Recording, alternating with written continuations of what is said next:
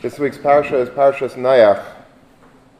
There's a very famous Ramban at the beginning of Parshas Noach where he writes something that's very essential about the Teva.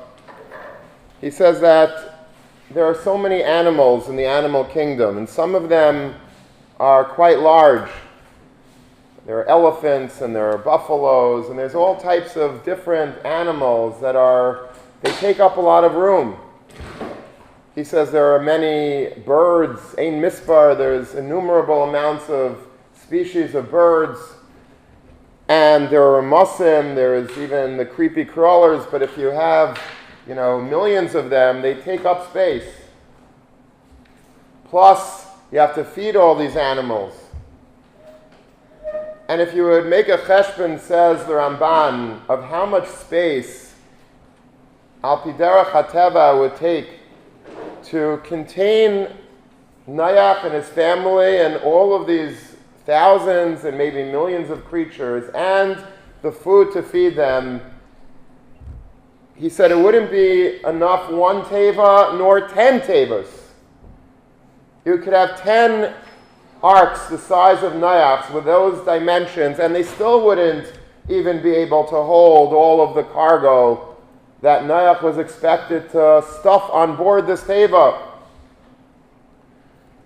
And so the Ramban is left with no other conclusion to make other than the fact that it was a miracle, that the entire dimensions of the Teva were simply miraculous. Hichzik muet es hamaruba. A small amount of space was able to extend and to envelop and to hold a much larger amount of physical matter, which the laws of physics would be defied by on board the Teva. This is a miracle. If you're making a cheshbon, says the Ramban, of how Noach was able to get on board this Teva, all of this stuff, he says you could put your calculator away because it was nothing short of miraculous. Hichzik muet es hamaruba, that a small amount of space is able to contain a lot more than it should naturally be able to hold.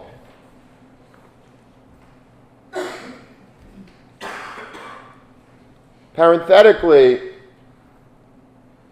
I once wanted to use this Ramban to answer a kasha of Taisus. There's a Taisus that appears in several places throughout Shas. One of them is on Daf in Maseches Yuma, Daf Lamed Aleph. And the Gemara there describes the dimensions of man vis-a-vis how much water needs to be in a mikvah to be able to contain the average man. And the cheshbon of the Gemara is that it comes out that man, on average, is more than 3 amas tall. And Taisus asks, on the Targum of Megillas Esther, the Targum of Megillas Esther describes the famous Eitz Gavaya Chamishim Amma. Haman erected a 50 amma tall gallows on which he ended up being hanged, him and his 10 sons. And the Targum explains how all of the sons were hanged on this 50 amma piece of wood, and how between each son there was an amma of space. So Taisa says, I don't understand. Let's take out a calculator. If the average man, which let's assume the Bnei Haman were all of average height, and it's more than 3 amas, let's say it's 4 amas, the average man, so then 4 amas times 11 is 44, plus the amma between each one, that's 54, 55, whatever the cheshbon is. It's not enough room on that gallows of 50 amas. Doesn't fit. So Taisa is bothered by the Targum based on this Gemara. It can't be both. And the conclusion of Taisus is that it must be that the sons of Haman were Ketuei Reish. They weren't hanged as we naturally picture them being hanged with a noose around their neck, but rather they were killed, they were beheaded, and then they were sort of stapled to this wooden pole. And that way it fits perfectly, because without a head it's 3 amos, and then you got 33, 3 times 11, plus the amma in between each one. It fits perfectly. I have a friend whose father is a very big Talmid Chacham, and he's very sharp, and he once joked, I guess, based on this Taisus, that in Maisur we say, Roiv Banav V'Kinyanav Ala Eitz Talisa. So the simple pshat is, his many sons and his stuff were hanged on the tree. He says, no, Roiv Banav, the son, a majority of each son made it to the tree. The head wasn't there, but most of it, we got 85% of the body was there. Not the head, but Roiv Banav were there. So I once wanted to say that to answer Taisus, you could say very geschmack. Put your calculator away. It was really all the entire, not Roiv Banav, but the entire Banav, the entire, with the head, with the body, the whole 9 yards of Haman uBanav. But it doesn't work mathematically. Yeah, but there's a Yalkut in Megillas Esther that says, where did Haman get this gallows, this piece of wood? Home Depot doesn't sell 50 amma long planks. Where did he get this from? And the Medrash says that one of his sons was a governor in Har Ararat, which is where the Teva of Noach was docked at the end of the Mabel. And we know in the dimensions of the Teva there was Chamishim Amma Rachba, one of the planks was 50 amas long. So this son of Noach, who was the governor, who had the dominion over the Teva, he FedExed this plank, 50 amma long plank, to Shushan Abira, and Haman used that plank from the Teva, thinking that Mordechai would be hanged, but eventually, of course, he was hanged, him and his sons. What do we know about the plank of the Teva?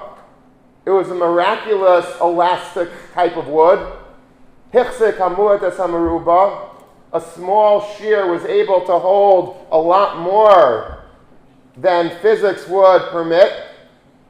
And so perhaps that elasticity of the Teva was still there, embedded in this piece of wood. And so all cheshbainis are off. You don't make any cheshbainis when it comes to this piece of wood because it's from the Teva of Noach.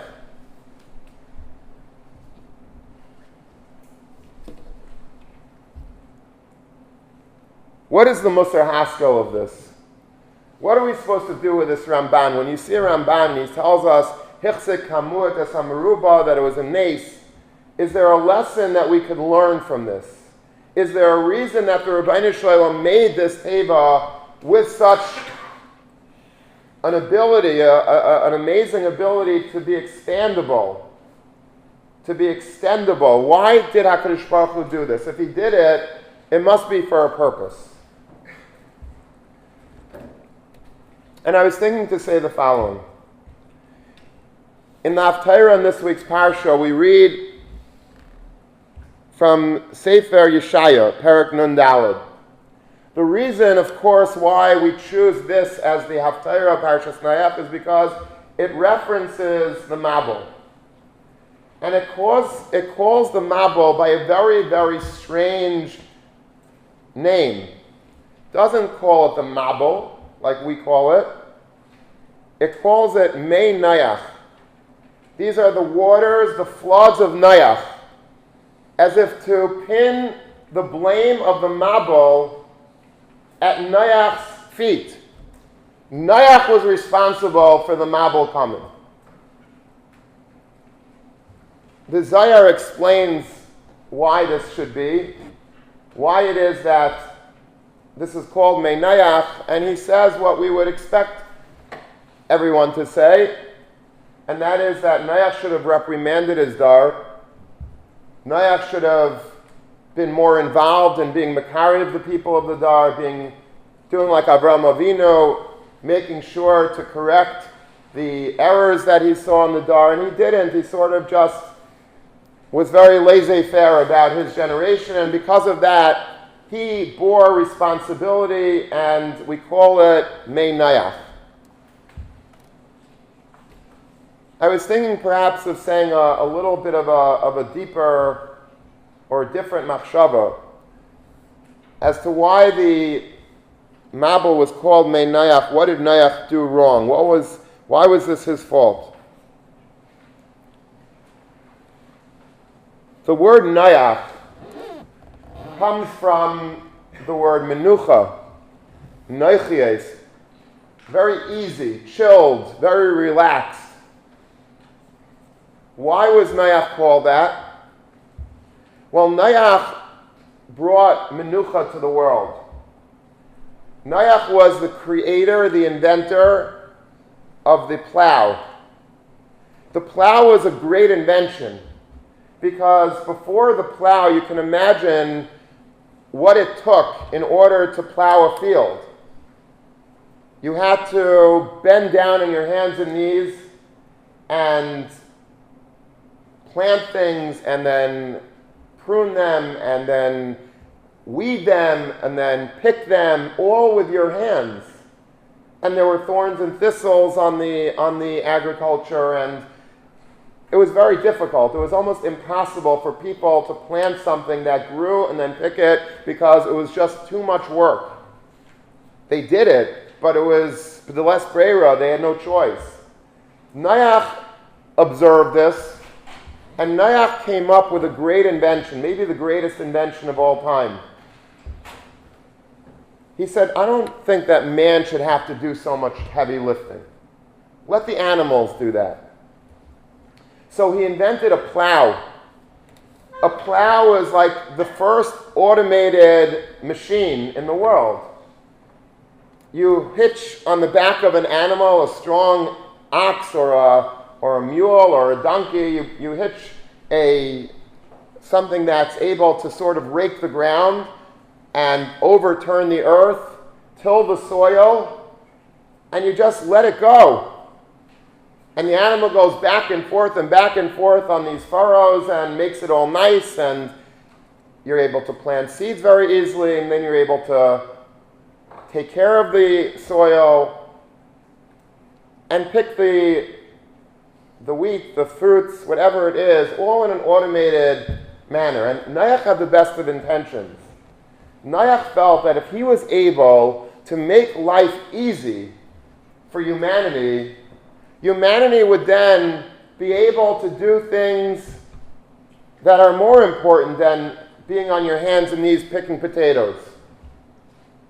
You could engage in Torah, you could engage in tefillah, you could do chesed, you could be a better father, a better husband, you could play ball, you could do things that are really, like have a life.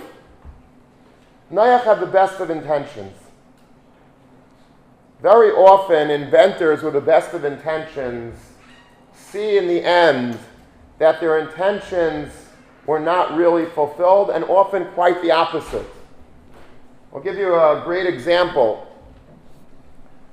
In the 1800s, there was a man by the name of Alfred Nobel. Alfred Nobel was the inventor of dynamite. He was a pacifist. He himself loved peace and he hated war. He abhorred war. He was like the greatest pacifist of his time. But he was a very brilliant man. He invented dynamite, not for any war purposes. He invented dynamite in order to make life easier for people, in order to make a highway. If you drive up, let's say on the 17 to get up to the mountains, so you drive up on a road and you think it's so, like this road must have been here, Misheshis made gracious. You have a road, somehow there are mountains all around, but I have a straight path to get straight up to Monticello. It's amazing. How did that happen? Did the Rebbeinu Shalom Mamash, and did the Rebbeinu Shalom also like paint the lines in the middle of the road? How did this road get there? The answer is, there were mountains there. They took sticks of dynamite, they blew up the mountain, and now they were able to just, with a lot of work, pave a path, pave a road through the mountain, so you don't have to like keep going up and down and up and down. You're able to get through it in a straight way. He made millions of dollars on this invention. But not just because people like to build roads, but governments, when they discovered this concept of dynamite, they say, hey, this is really cool. We can throw this at our enemy and our enemies will blow up. We could drop this out of airplanes and cities will vaporize. This is great. And they were buying this dynamite like it was going out of style. Alfred Nobel's brother died before him. He had a brother, Ludwig. He died before him, but the newspapers confused Ludwig and Alfred. They thought that Alfred was the one who died. So they wrote an obituary, that one of the French newspapers wrote an obituary about Alfred. That's really cool to get to read your own obituary. You don't get to do that. You're dead already by the time you get to read it. But Alfred was able to read his own obituary. And you know what the paper said about him? I can't say it in French, but he was the merchant of death, they wrote about him. He was the merchant of death. Because of him, countries used his bombs to kill thousands of people. That's the legacy of Alfred Nobel. He had the best of intentions. He wanted to make life easy for people. He was the biggest pacifist. He, unbeknownst to him, created war, took war to a new level. That's why, by the way, if the name sounds familiar, the Nobel Peace Prize was his contribution. He wanted peace in the world. He wanted to sort of use all the money that he made and foster and promote peace instead of war. That was his last-ditch effort to undo the terrible invention that he realized that he had made. Lahavdil, Noach was similar, because Noach also created, with the best of intentions,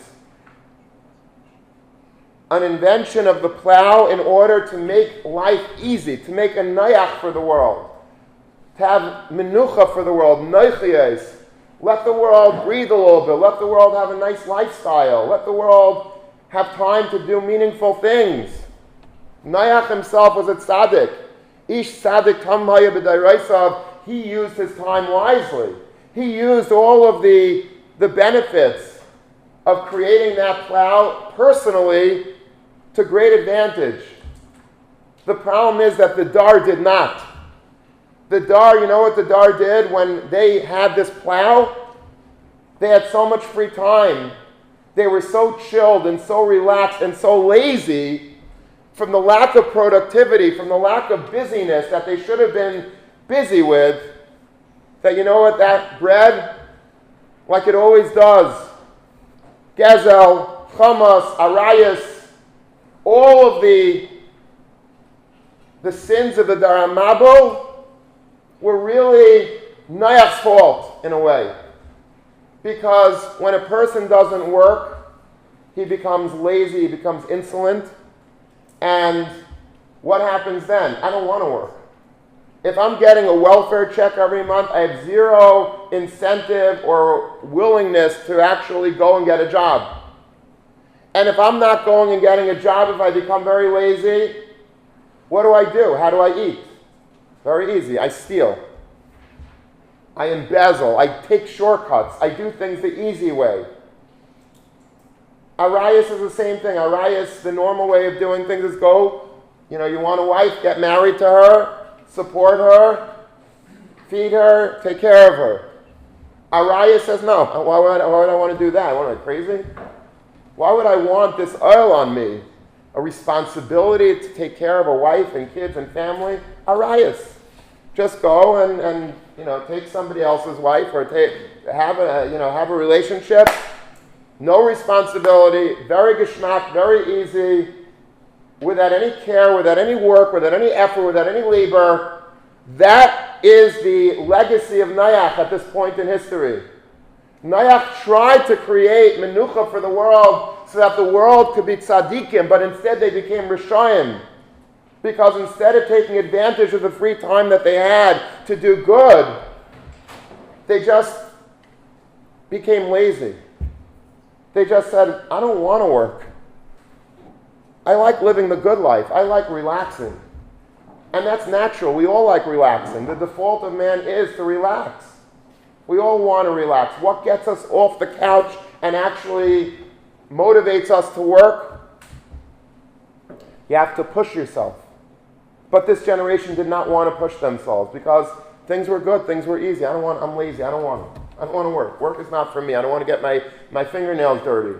I have a plow for that. I have an ox for that. I don't need this. So the world became full of gezel and chamas and arayas. The world was lazy. The world was non-motivated. And HaKadosh Baruch Hu despised this world. A world of laziness, a world without ambition, without productivity, where people had nothing other than averos to do. HaKadosh Baruch Hu says, that's it. It's over. But he gave the world one last chance.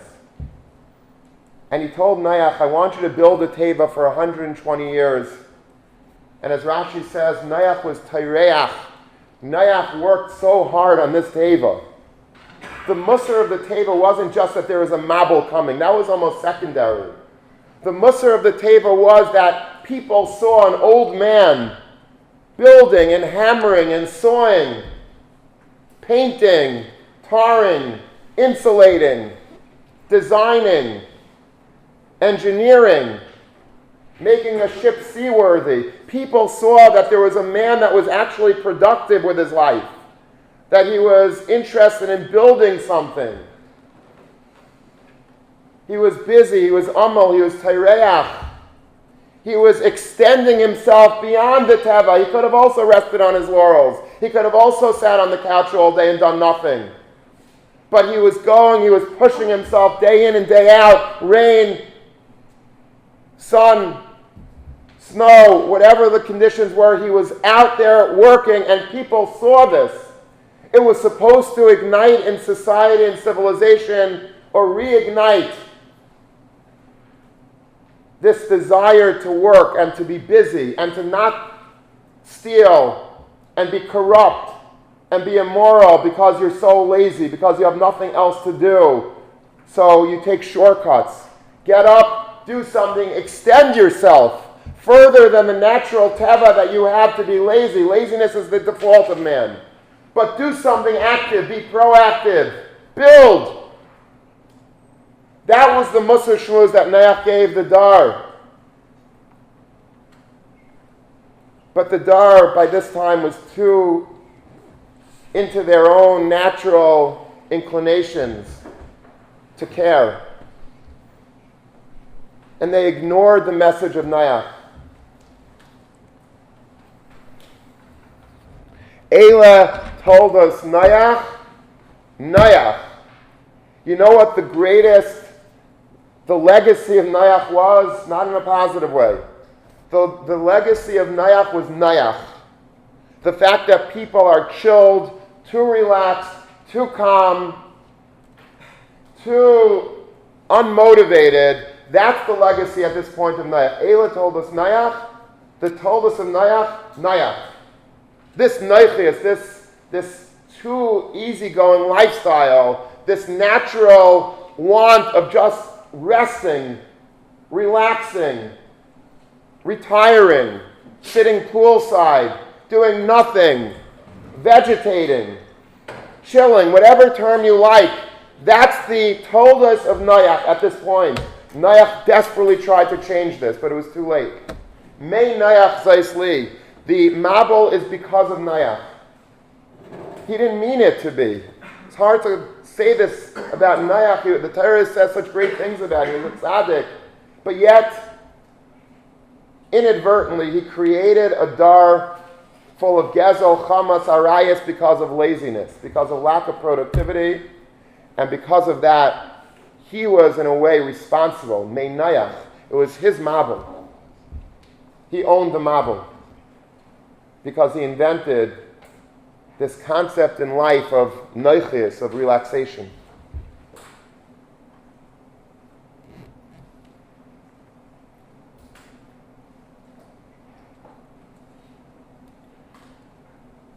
And I believe that perhaps HaKadosh Baruch Hu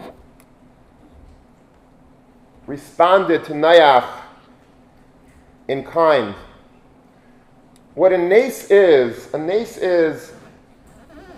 HaKadosh Baruch Hu going above Teva, l'mayla min ha-Teva, that's what a nace is. When the Yam Suf split, that was HaKadosh Baruch Hu changing Teva.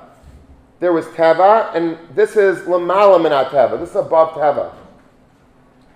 When Noach built the Teva with such great effort, with such great Mesiras Nefesh, and he broke his own Teva, he went above and beyond Teva, the Teva of Noichias, and he said, I'm going to do Amelos and Tircha and Avaida. I'm going to extend myself further than I naturally want. HaKadosh Baruch Hu responded with a Teva that was B'neis, Hichzik, Hamuat, as Hamaruba. There was a supernatural elasticity to the Teva, as if to say, I understand what you did and I'm responding to it. You did well, Noach. You might have caused this mess, but you were misaking it with this Teva. And the walls of the Teva are Mashgiach. They prove that the efforts of Noach were met appropriately. HaKadosh Baruch Hu changed Teva. He made a nace. He extended Teva. He extended the ability of walls to hold a certain amount. He extended them as if to say, you extended your Teva and I am extending my Teva. That's the message of Hichzik Mu'edes Amaruba. Before the Mabul, Noach did this. On the Mabul, Noach did this for 12 months. Tsar Gadol Haisolanu Bateva, Shem used to say. We had Saras on this Teva. We were busy day and night. We didn't sleep. Leiro Shinu Beinenu. 12 months. At night we were busy feeding the animals that were up at night. By day we were up feeding the animals that were up at day. Each animal with its own diet, trying to figure out when they eat, what they eat. Day and night they're running around like crazy, Noach Ubanov. This Amelus, this Yegia, this Tircha was a tikkun for what Noach had brought to the world. This was his effort, and HaKadosh Baruch Hu said, I approve your efforts. I'm going to respond by showing you that your efforts were not in vain. Hichzik Mu'edes Amaruba. I'm extending myself just as you extended yourself. You broke Teva, and I will break Teva.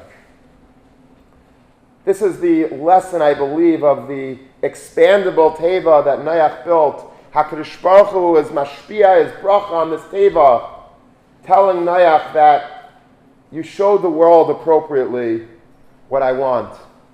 How a person has to stretch himself, extend himself, not rest on his laurels, not rest period, but be up day and night, being productive. In whatever field you're in, do not get lazy. Do not opt the easier course. There is a beauty and a virtue to working hard and to accomplishing great things in life. Do not use the plow as a tool of laziness. Use it as a way to extend yourself further in things that count. Rav Hutner used to say, a great shot in a pasuk in Tehillim, Ashir la Hashem b'chayai, I will sing to Hashem with my life.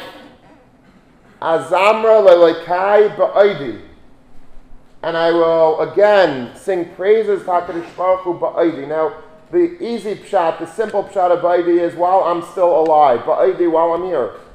Rav Hutner says no. Ba'oidi means I will sing Hashem's praises ba'oidi, by extending myself, giving more to you, Hashem. When I'm faced with a situation that naturally I feel I did enough, I'm going to give you a little bit more. I'm going to stretch my reach and my hand further. That's when HaKadosh Baruch Hu gets nachas. When you do more than what's expected, when you break your teva, when you work harder than you thought you could, that's when HaKadosh Baruch Hu gets nachas.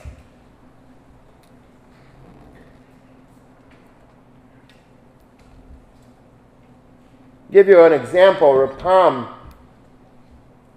once got a phone call from a Talmud, and this Talmud's father was an old friend of Rapam. Obviously, Rapam became the Gadol Hadar, and this friend's father was just a regular, chash of a person, but not, they weren't colleagues, but they were old friends. And this man was in the hospital, and he was very depressed about his situation. Being in the hospital is very depressing, and you feel like you have no life anymore, and people don't care about you, and everybody's busy, and you're just stuck there. And his son was talking to him and trying to get out of him what would give him the chama. So he says, I would really love a visit from my old friend Rabbi Pam. That would really cheer me up. Oh, so the son was so happy, very easy, and he's a Talmud of Rapam. He calls his rabbi. He says, Rabbi, could you do me a favor? Just whenever is good for you, just come to the hospital, visit my father. He's so depressed, he's so sick, he needs you. So Rapam said, I would love to. There's only one problem. I'm a kayin. A kayin can't go into a hospital. And that should have been the end of the conversation. That's, if I was Rapam, I'd say, okay, but thank you, wish him refuah shlema, and L'chaim Moshem, have a good Shabbos, bye. Rapam was not me though, Baruch Hashem. Rapam said, after thinking a few minutes, he said, is there a window by any chance in your father's hospital room? He says, yeah, my father's bed is right by the window.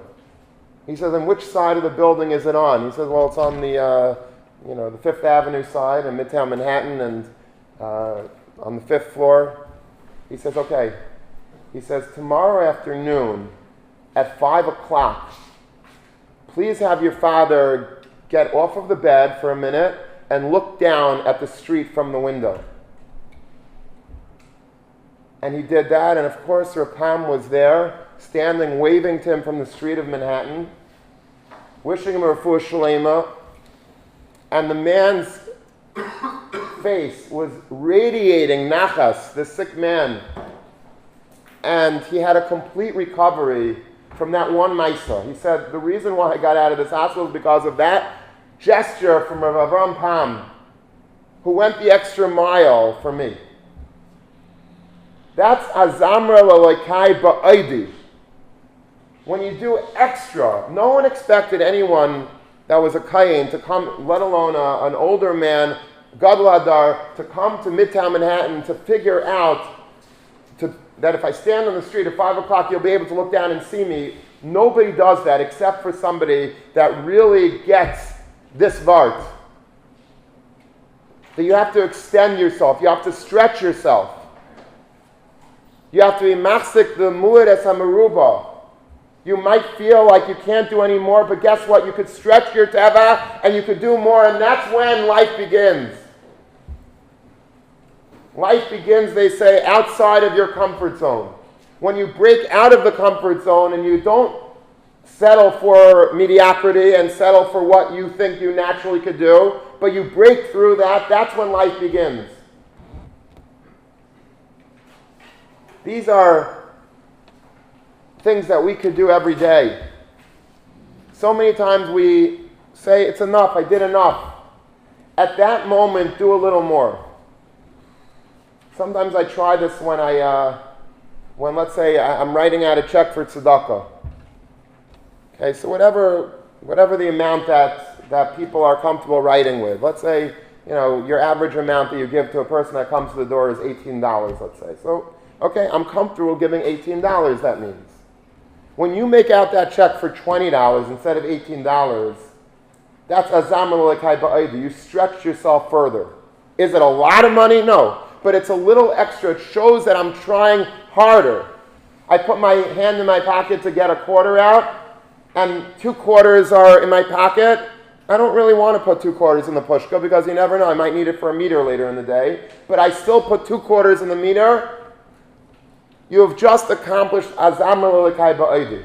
You have extended yourself. You have stretched yourself. You haven't accepted the easy road. The easy road was a quarter.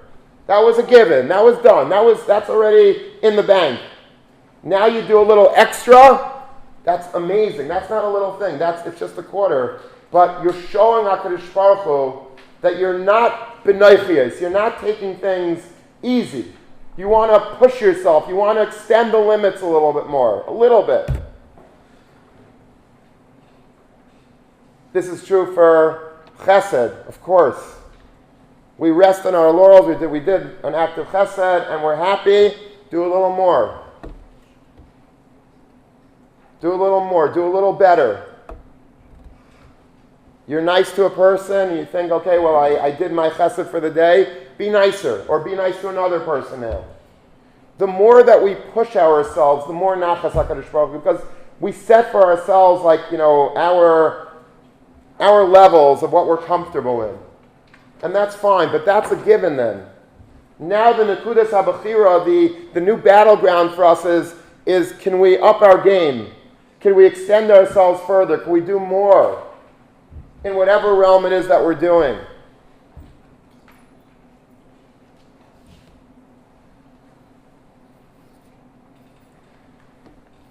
If you pull out a Medrash Tanchuma on this week's Parsha, you'll be very surprised. The Dibur HaMaskal of Eila told us Noach is about a 5-page essay about Torah Sheba'al Peh, Gemara, and about a person needing to exert toil and effort in order to conquer Torah Sheba'al Peh. Page after page, it's like it doesn't belong here. There's no shaychus really between Torah Sheba'al Peh on a simple level and Parshas Noach. And the Medrash goes on and on and on. I'll give you just one taste of what the Medrash says. Shalei timtza Torah Sheba'al Peh etzel mi sheyivakesh einek ha'olam. You will not find a person, a Talmid Chacham, with a mastery of Torah Sheba'al Peh who also wants einek ha'olam. That's our dream. Our dream is, I want to be a Talmid Chacham, I want to be Reb Kiva Eiger, but I also want to get a full night's sleep at night. I want to drive around in a Tesla, and I want to be able to eat sushi and steak 3 times a day, and I want to be able to wear great clothing and to go on exotic vacations. I want it all. I want to be Reb Chaim Kanievsky and whoever, all wrapped up in one. The Medrash says you can't do it. I'm sorry. If that's your goal, forget about it. I'll save you a lot of time. It ain't happening. Ela b'misha meimis atzmai Allah. The only person that you'll find accomplished a mastery of Torah Sheba'al Peh, success in Torah Sheba'al Peh, is somebody who kills himself over the Gemara. Shemeimis atzmai Allah. He kills himself. He schwitzes and he toils and he's up day and night in order to understand the kasha of Taisus and the taras of Taisus. A nekudas hamachlekes between Rishainim and nekudas hamachlekes between Achrayim. The only way that you will get great in Torah Sheba'al Peh, this is what the Medrash calls in Parshas Noach of all places, is by schwitzing. In Yiddish we call it haravanya. You have a lot of amelos, toil, effort, exertion, schwitz, perspiration. That's what's required to make it in Eilam, in Torah Sheba'al Peh. There's no shortcut, says the Medrash. And not just this, but on and on and on. The Medrash does not stop. Pages upon pages, the same yesod, the same lesson. Torah Sheba'al Peh is great, but it's hard to get. Now, what does this have to do with Parshas Noach? And I think the answer is very obvious. If this shmooze is true for everything that I said about giving a little extra tzedakah and writing out a bigger check and going to do more chesed and rapam, going to a hospital, it's true 1,000-fold more in the sphere of Torah. If there's one place that this shmooze is most relevant for us in yeshiva, it's this limud Torah realm of our life.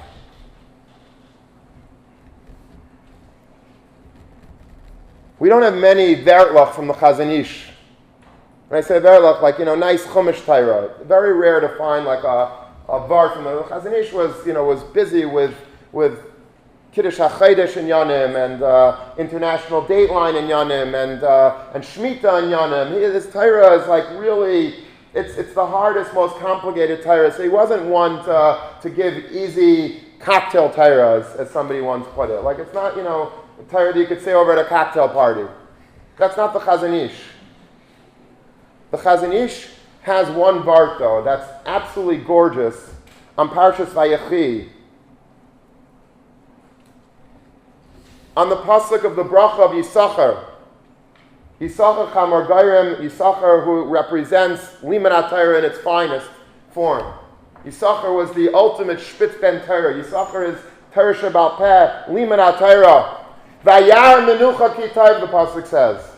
Yisachar saw menucha. He saw relaxation, that it was geschmack. He wasn't blind. He knew that it was geschmack to go to Acapulco and swim in these blue seas and have fancy drinks and coconuts brought to you. He knew what menucha was. He knew that it was geschmack. He wasn't blind to the world, Yisachar. Vayar menucha kitayv, he saw that it was very good. And you know what the pasuk ends? Vayet shichmai lispo. So he basically lowered his shoulder to accept this heavy cargo, this heavy load of limud Torah. Amelus and Yegiah.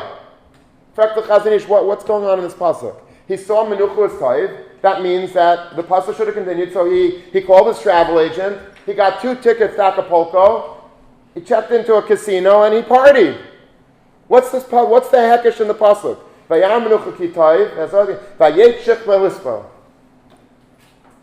he see, is menucha good or not good? The Chazon Ish says menucha is great. The natural, the teva of a man is to love menucha. We all love menucha. You're not different than I. We all love doing nothing. We all love holding down the couch, playing video games. You think you're special because you like video games? Guess what? The whole world likes video games. Even Talmidei Chacham theoretically like video games. You know what the difference between a Talmid Chacham and somebody that's playing video games all day is? Not that one likes video games, one doesn't. One likes movies, one doesn't. One likes, going to partying all day and one doesn't. Everybody likes that. Who doesn't like menucha? Everybody likes menucha. Yisachar saw that menucha was good, and you know what he said? I'm sacrificing my menucha to you, the Rebbeinu Shalom. I want menucha, but I'm going to give it up for you. And for the Torah. Vayet shichmai lisbo. As soon as he thought about menucha, he says, I'm giving it up to you. I'm not going to have that menucha. I'm going to deprive myself of menucha in order that I could accomplish limud Torah in its highest form. Vayet shichmai, he lowered his shoulder, loaded on. Shas, Paiskim, Rishonim, Achronim, Mishnah Berurah, Musar, Machshava, load it on, keep loading, keep piling it on me. He saw menucha was so good, and then he dedicated the menucha of his life to the toil of Torah. Azay zak the Chazon Ish. This is the most relevant part of the shmuz for us. We, like the people in the Dar HaMabul, like menucha. That's our natural teva. That's our natural state of affairs. We like menucha, period. We like menucha. When I go home, you think I run over to the Sarmshrang and start pulling out his vachim and start like... No, my natural inclination is when I come home, I plop myself on the couch and I stay there. That's the natural default position of a human being, period. If a person goes and then says, but I'm not going to go on the couch, I'm going to open up my Gemara and I'm going to sit by that shtender, and I'm going to, keep my eyes open all night, then you're Yisachar. then you do like Noach did. You built a teva. You were Taireach and Amel for 120 years, showing the world what Amelus is, going against the natural menucha of Noach, giving the menucha to the Rebbeinu Shalom and saying, I'll take Amelus instead. Thank you very much. And that's why the Medrash, Tanchuma, and Parshas Noach teaches us this, because this is the perfect parsha to teach us this. We can either be like the Dar HaMabul and love menucha and just my whole life, menucha, I can't wait for this vacation, I can't wait for that vacation, I can't wait to try this new food and this new restaurant, and I can't wait to play this new video game and this new movie is coming out. Everything is menucha. That's my whole life. That's what drives me. That was the Dar HaMabul. Noach built a teva and showed the world you can't do that. Don't allow my legacy of Eila told us Noach to be Noach. That would be the most horrible crime. I'm not a person that's been Noach. I want Ruchani, says Noach. I'm a tzaddik. I wanted you to steig. The opportunity that we have to go against this natural instinct of menucha is Torah Sheba'al Peh. It's hard. It takes a lot of work. We know that. It's hard to prepare for Shiur. It's hard to listen to Shiur. It's hard to chazer Shiur. It's hard. And we don't like things hard. We like things nice and easy. We all do. But the teva teaches you that when you break your teva and when you go and extend yourself further, I don't want to stop at lunchtime, 12 o'clock, okay, yabba dabba do, let's close our Gemara and go to lunch. I want to do an extra 5 minutes of learning. Let's stay 5 more minutes. After Ma'ariv, instead of going back to the dorm, let me stay another 10 minutes. Let's make another Seder. Bein Azmanim, before Shachris, by breakfast, whenever. Torah Sheba'al Peh shows as Amar L'Likai Ba'idi, that when I work really hard and I give up my menucha and I trade it in for amelos, I'm doing something that's extending myself. I'm not resting on my natural tendency of menucha, but I'm extending, I'm breaking out of that constraint that I set for myself, and I'm doing more and deeper and harder and rougher and tougher, but that's what makes me into a Talmid Chacham. And like the Teva, HaKadosh Baruch Hu responds every single time.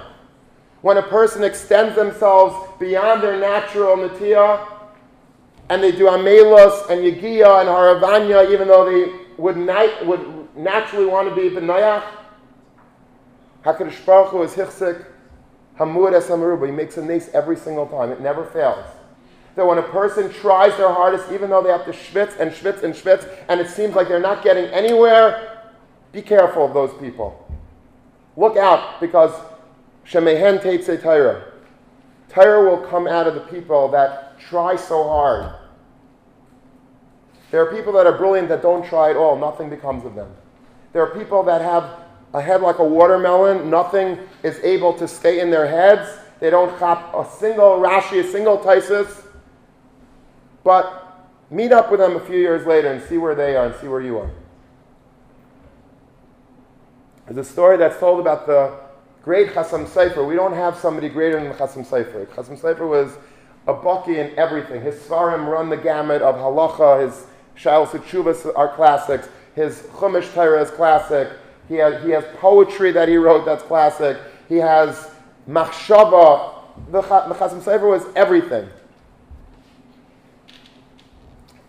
And he had a Talmud that came to yeshiva. He knew nothing. And he did him a favor by accepting him into yeshiva, because he didn't even take a faher. That's how he knew nothing. He knew nothing.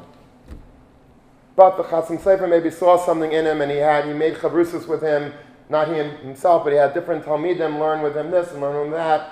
And before you knew it, he went from being a total zero in learning to becoming very good in learning, to becoming excellent in learning, a person that had zero head. I'm not saying that he didn't have experience. He tried, but there was no traction.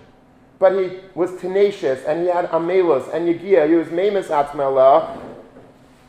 And before long, he became a rav in a chashuva community. And before long, he became a correspondent with a Chasam Sofer, and his name appears many times in his tshuvas. And that's a big deal. To be conversant with a Chasam Sofer, to have a back and forth in tshuvas with a Chasam Sofer, going toe-to-toe with the Gadol Hadar, and the Gadol Hadaris means that you have basically scratched the surface of Shamayim. You have gone from being a nothing to being the greatest person in learning in the world. How did this happen? Very simply. It happened because he had Yegiah, he had Amelus, he wanted it, he had a Bikush, and he extended himself so far, so beyond his Teva, that HaKadosh Baruch Hu responded in kind beyond the Teva of his person, and he was Hichsek Hamuet, his small puny brain, was able suddenly to encompass the Meruba, to hold so much Torah in that brain that people were like shocked. Him? This guy made it? It works every time. The more you extend yourself, HaKadosh Baruch Hu responds. You break your teva with Amelos and Yegiah, you don't settle for noichiyos, for relaxation, for leisure. HaKadosh Baruch Hu will respond by going against the teva, l'mayla min ha-teva, hichsik hamuad es hamruba. You will find suddenly an elasticity in your mind. Your vistas will be expanded. You could be the greatest Talmid Chacham in the world, and I'm talking to you. But it starts with Amelos, it starts with Yegiah, it starts with following the footsteps of Noach, who with all of the natural tendencies of Noichias that we all have, went and built that Teva, and the Teva itself is made K'mei Edim. HaKadosh Baruch Hu says, I love what you're doing. I love your productivity. I love your work. I love your schwitz. I love the fact that you're able to put so much into something, to invest, to try, to endeavor. And I'm going to respond in kind. Azamu lekai ba'aydi. You gave me your aid, I will give you my aid. Every time. Every single time.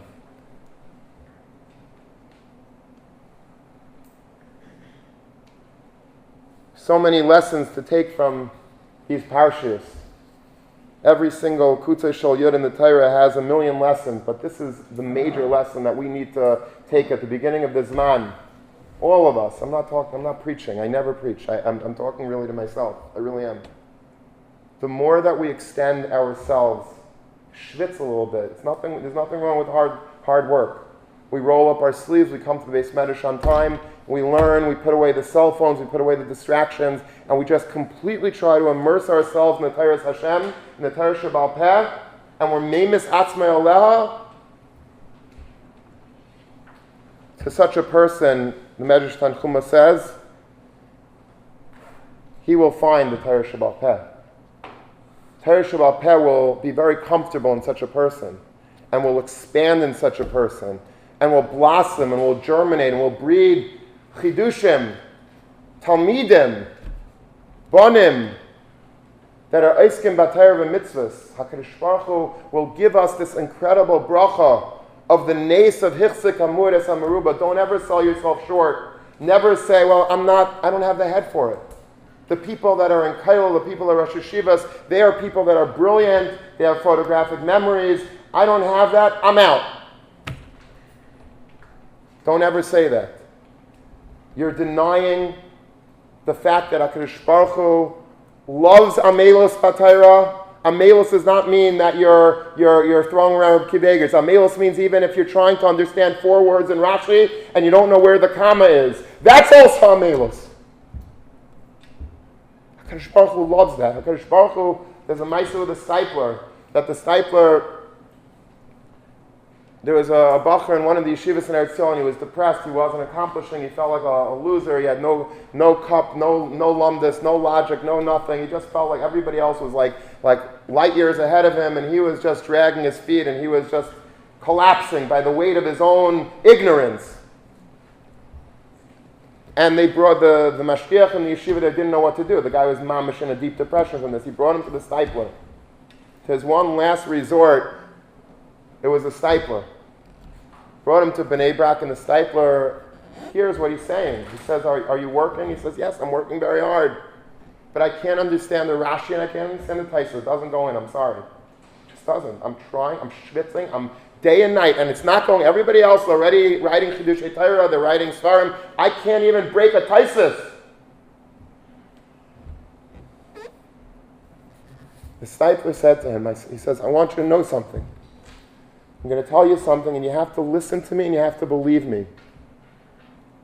When you sit by your Gemara, and you're breaking your head on that Taisis, when I do that, I don't know what goes on in Shemayim, but he says, I'm willing to take a Shvua Dairaisa, that when you are doing it, HaKadosh Baruch Hu quiets the Pamalia Shamala, all of the Malachim upstairs that are singing and talking and learning. HaKadosh Baruch Hu says, shh, I want to hear his Torah. The whole world stops for you because you're trying your best. You're putting your all in. When people that are brilliant do that, it's also great. But it's not nearly as great as a person that's simple, who has a very small teva, and he's davening to the Rebbeinu Shalom with his amelos and with his igiyah, please expand my maya. Be machzik b'muad es hamaruba now. The Pamalia Shamala is quieted, says the stipler. He says, I'm willing to take a Shvua Daraisa. For your Torah, the whole world stops. For your Torah. And the person, of course, walked out like $1 million was given to him. And that part was not only to that person, it was to each and every one of us. Never sell yourself short. HaKadosh Baruch Hu, like the Teva, can make our mayach hichzik muad es hamaruba. We could become brilliant. I could tell you 1,000 stories, 1,000 examples. We don't have time, but you know a lot of them. And maybe you've seen your friends or people that you know in your own worlds that were not so smart, but just by sheer tenacity, by sheer yagiyah and desire and hunger, they became greater and greater and greater, and they're on the road to greatness. And that could be you and me. That's why this whole Torah of Torah Shabbat Peh and Amelos comes into play by the Rashi Tevis of Eila told us Nayach Nayach. You can't expect to be on easy street and have the Pamaya Shamala quiet for you. But if you're willing to give up some of these luxuries, put them on the back burner so that the front burner could be Rashi and Taisus and the Ritva and the Rashba, you're on your way to greatness. You're on your way to an expansion of your great self, to realize the potential that no one ever thought you had, including yourself. You're on your way to the nace of Hichzik Hamuat Es Hamaruba. Have a wonderful Shabbos and a wonderful Zman.